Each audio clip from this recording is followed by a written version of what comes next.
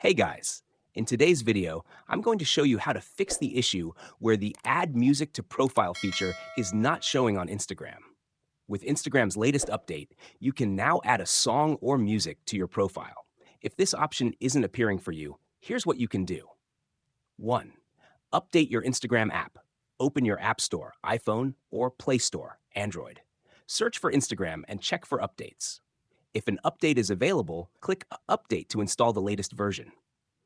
2. Reinstall or reset the app. For Android, long press the Instagram app icon and select Uninstall. Reinstall the app from the Play Store. For iPhone, open Settings, General, iPhone Storage. Find Instagram, select it, and tap Offload App. Once offloaded, reinstall the app from the same screen. 3. Check regional availability. If the feature still isn't showing after updating or reinstalling, it might not be available in your country yet. Instagram often rolls out updates in phases, so you might need to wait a few days or weeks for the feature to appear. That's it. Follow these steps, and soon you'll be able to add music to your profile. If you found this video helpful, smash the like button and subscribe for more tips.